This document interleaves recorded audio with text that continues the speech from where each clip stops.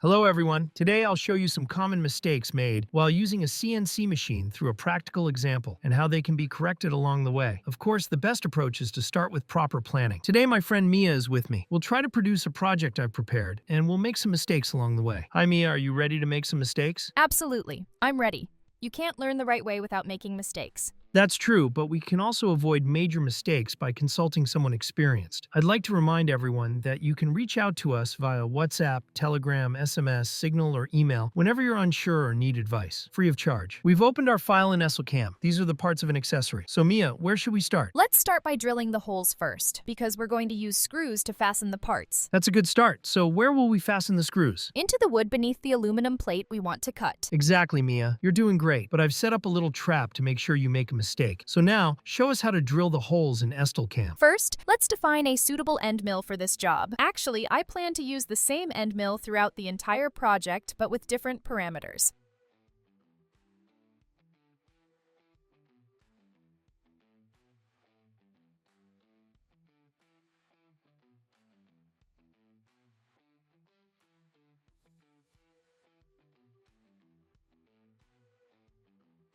So I'll name the first one ALU31. Do these values look okay? Not bad at all.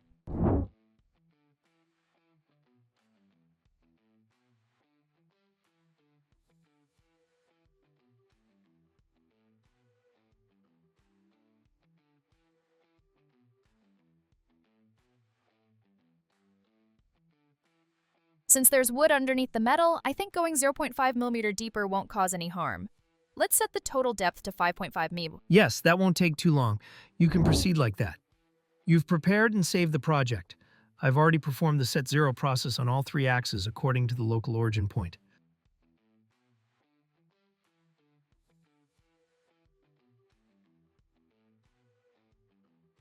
Then let's open the file in Open Builds and start the job.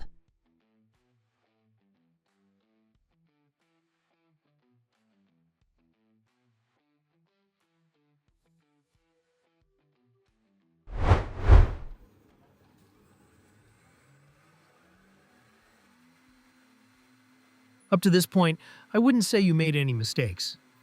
But we're doing the cooling with a plastic bottle, which isn't ideal. Yes, our goal is to make a liquid cooling accessory. And since we don't have one at the moment, we came up with this temporary solution. But it's dangerous. The spindle is powerful enough to cut metal and spins very fast. Reaching into the working area while the red series is running could cause serious accidents. We shouldn't take that risk. When liquid cooling is necessary, please use the proper accessory. There's a video about this on our channel. Feel free to check it out.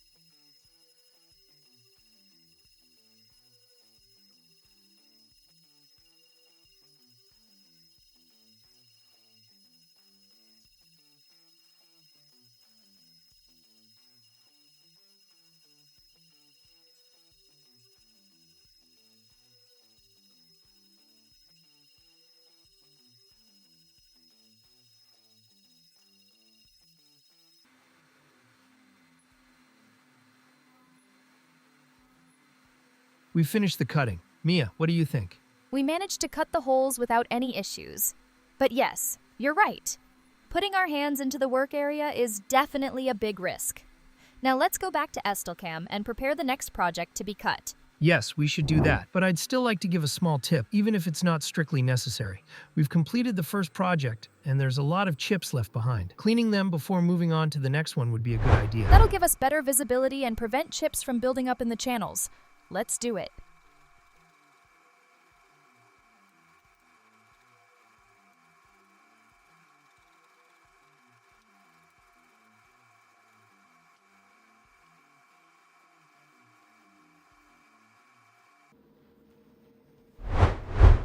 I wanted to find a second end mill, this time with different parameters to finish faster.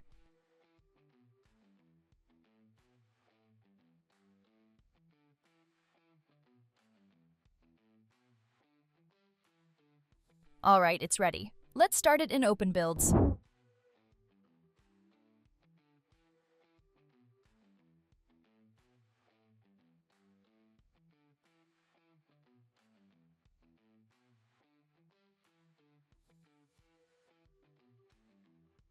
So far, there's no issue, but I'd like to address two things. First, we moved the work table forward to clean, and now it's quite far from the point where the cut will begin. I usually prefer to manually move to the local origin point before clicking the run button. Why? Isn't it going to automatically move to the cutting position anyway? Yes, it will definitely move automatically, but it will always choose the shortest path. Do you see the fasteners we use to attach the wood to the table? They're much longer than necessary. That's not a problem by itself, but they're an obstacle the Red Series isn't aware of. We don't want it to crash into one of them while taking the shortest route. To make sure this never happens, and to let it always find its own way automatically, we need to prepare accordingly. That's possible too. A fastener that doesn't stick out too high from the surface, combined with a special setting in open builds, can completely eliminate this issue. Let's not change the fasteners for now, but could you show me that setting in open builds? Of course, I'll show you when the time comes. For now, let's continue. So, what was the second thing you wanted to address? Good thing you reminded me. I almost forgot. I won't say anything about the trap I set for you yet, but to avoid any issues in this cut, I want to reduce the cutting speed you set by 20%.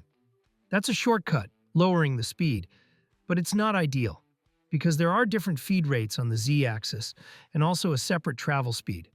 We've just reduced everything by 20%, and that's not really optimal. Anyway, let's see what happens.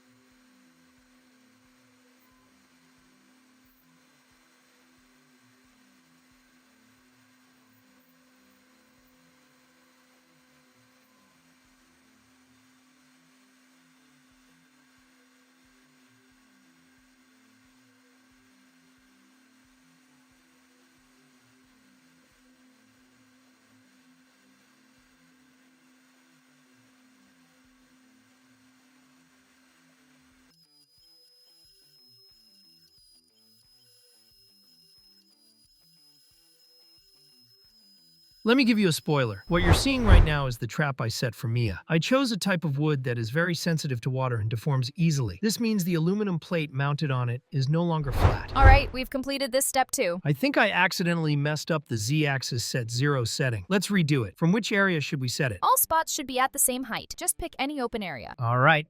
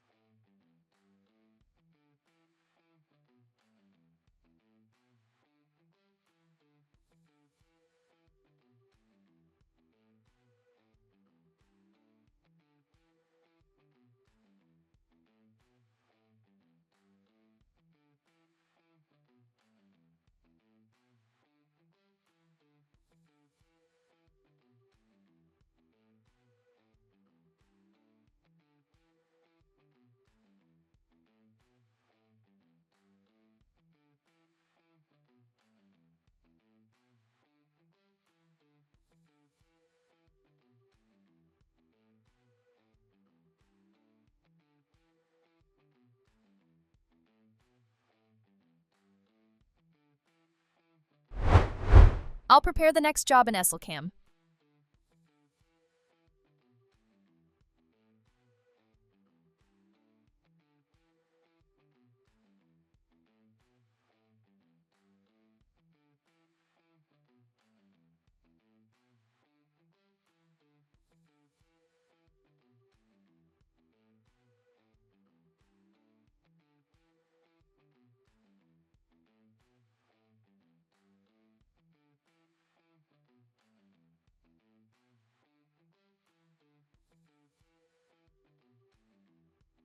All done. If you're ready, I'll start it. I'm ready. You can start.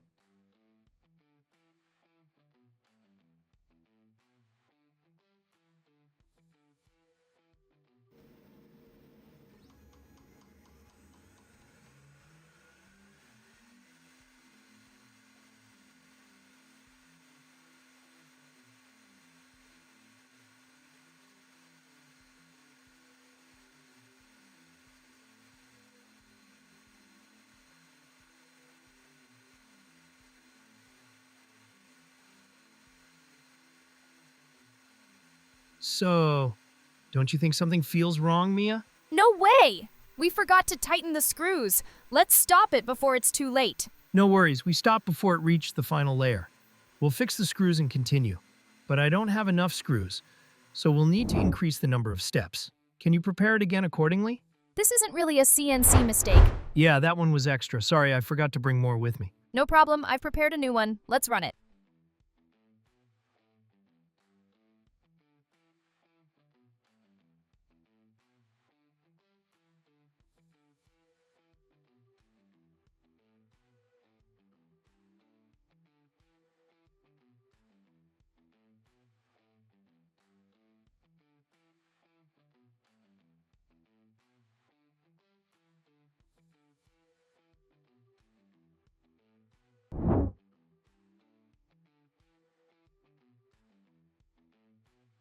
I think now's the right time. Remember I mentioned there's a setting in open builds to automatically avoid obstacles? Want me to show you before we begin? Yes, of course, but why now? It's not a very tall obstacle, but I'm afraid it might touch the screws. Yeah, that makes a lot of sense. So what do we need to do? First, let's open the file you prepared in Open Builds. I'm clicking the G-Code Editor tab at the bottom. The G00Z command defines the Z-axis height for rapid movements and during the start and end of the job. By default, it's set to 5mm. I'll change that to 25mm using the window on the right. That was really useful information. I guess we can edit the entire G-code from here. Yes, that's right, but for now, this much is enough for this job. Then I'm starting it. The first layer didn't cut, it was just moving in the air. Did you set the Z-axis incorrectly? Yes, there's a mistake in the Z-axis setting. What do you think it is? Did you do the set 0 at a point that was higher than it should be? That's the first guess that comes to mind, but no. It happened because of the trap I set for you. The wood I chose absorbs water and swells. As a result, the metal plate we fastened on top is no longer flat. And to make it worse, I performed the set 0 process in a spot far from where we're actually cutting, which increased the difference even more. Then let's redo the set 0 process closer to the area we're going to cut. Or we can attach a more suitable piece of wood. Yes, those are good solutions, but I still want you to make more mistakes. Can you think of another way to solve it? Maybe it's not the ideal solution, but let's increase the total depth.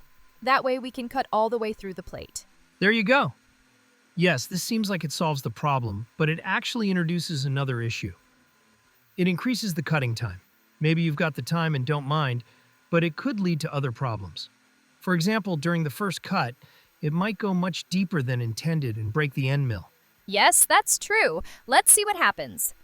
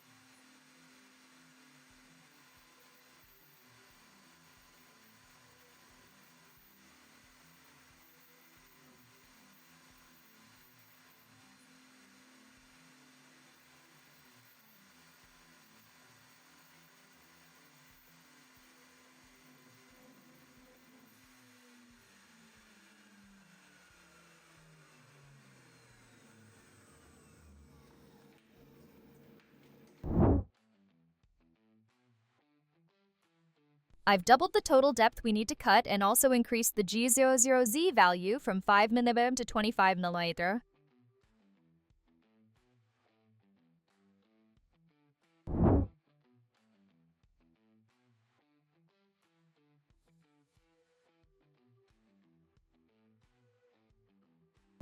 I'm starting the cut now.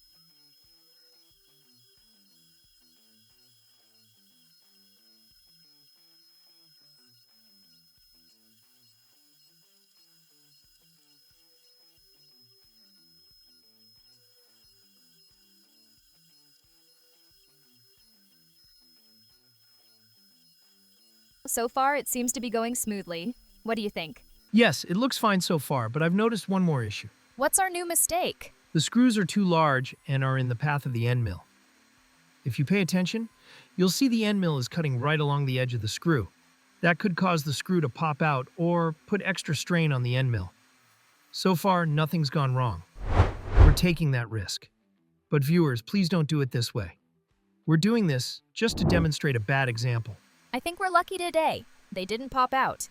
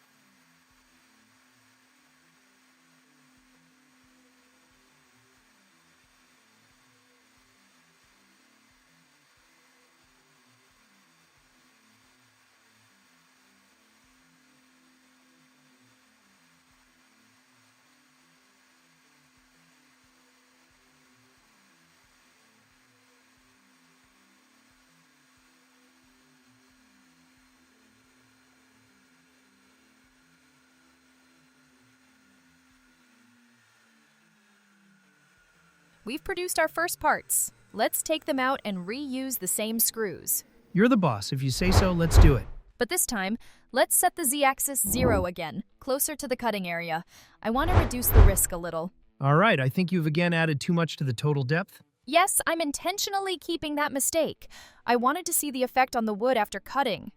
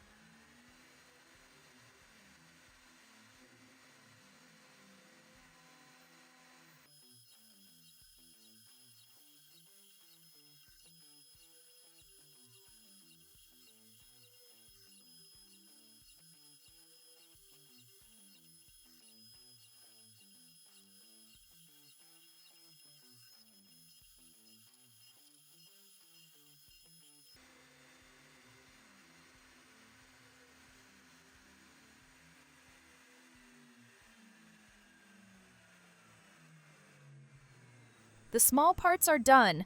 Now let's move on to the larger ones. We're almost finished. I've opened the new file I prepared and I'm starting it now. Yes, of course. But this time, be extra careful because I think something might go wrong. Be ready to hit the stop button. All right, I'm ready. Looks like everything's fine. Why did you say that? It's about to happen.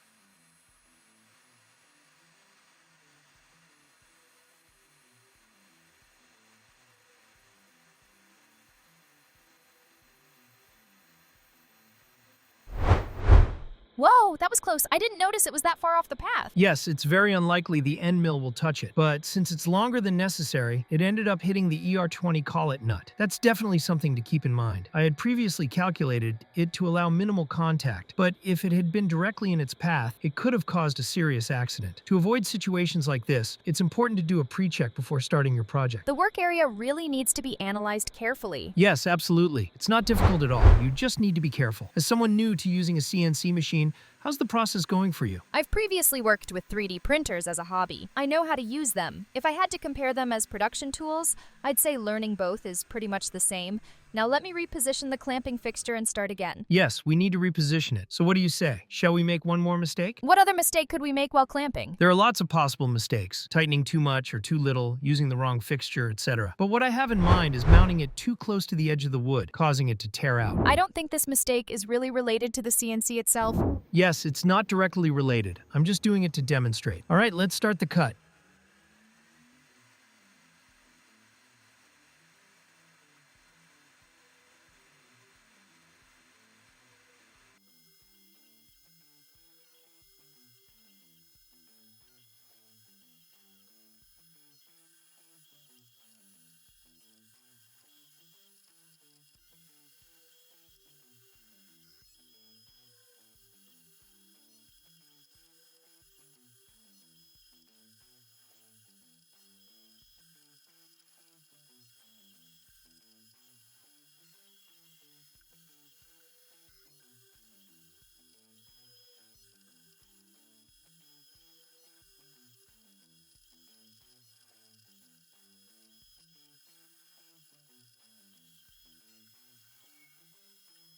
Mia, I think it would be a good idea to stop it. It was actually going well. What's wrong?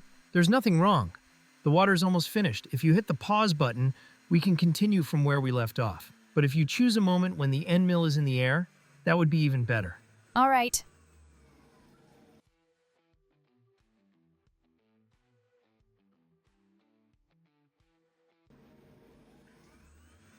All right, we can continue. Once we attach the liquid cooling accessory, we'll avoid this risk and won't need to pause the job constantly.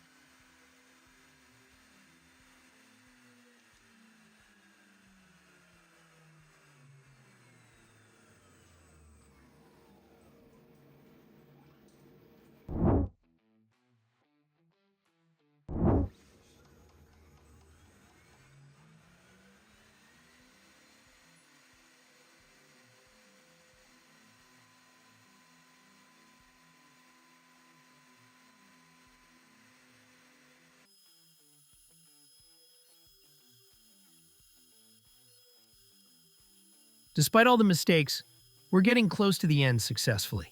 But I also wanted to highlight the importance of tightening the clamping parts properly, so I intentionally left the screws on the last piece a bit loose. This could actually lead to one of the worst kinds of accidents because the part might fly off very quickly. If it hits someone, it could cause serious injury. Let's see what happens.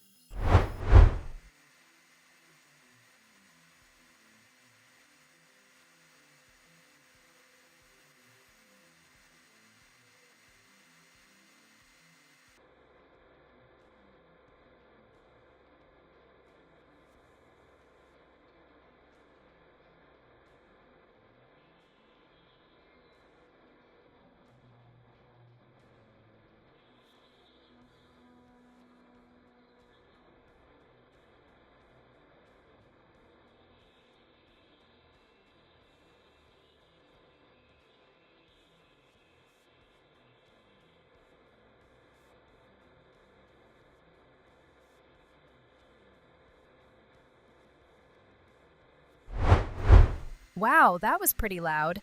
The fact that the Red Series can cut through 5 mm thickness in a single pass is also impressive, but it's not exactly ideal usage, right? Using the end mill at 100% of its depth for 5 mm is not an ideal scenario. Yes, the part didn't fly off, but this was a good example showing why proper clamping matters. If we look at the scrap left from the aluminum plate, we can also get a sense of potential problems. Just see how easily it bends when it gets this thin. In this case, instead of screws, we could have used bridges to keep the part in place during the cut, but the remaining material wouldn't have been rigid enough to hold the body, and that could have caused a similar issue. So maybe it's better to intentionally leave thicker sections between parts. Look at the marks left on the wood we used. If we had done the cut directly on the Red Series work surface without using any sacrificial board, we could have damaged the machine bed. Yes, that's right. Damaging the original machine bed wouldn't be ideal. But even if you did, we can send you a replacement part thanks to the modular design. Still, using a proper base layer is the better choice in scenarios like this. Would leaving the Red Series like this after a job cause any problems? The answer is both yes and no. To explain it a bit more, since Red Series is made of stainless material, it won't rust. However, the cut material might rust or become harder to clean when it dries. So after finishing your work, we recommend you leave the Red Series clean. Now it looks much better. It's ready for the next job. Mia, can you show us the parts we've made? Of course. Thank you for watching this far. We'll continue this series. If there are any topics you find important, please mention them in the comments so we can make videos about those as well. Thank you for choosing Eresus CNC DAG. Don't forget to check out our other videos.